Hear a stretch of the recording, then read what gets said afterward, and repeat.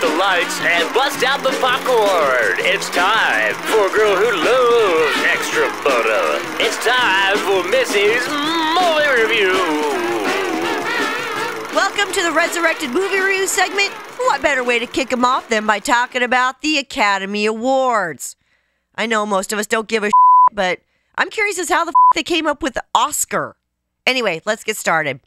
First of all, the nominees all suck, but we'll start with Best Actor. And for that, we have like Brad Pitt for The Curious Case of Benjamin Button, when he really should be nominated for an award for having so many kids. Quit already, Brad. I mean, the dude can't act his way out of a condom wrapper anyway.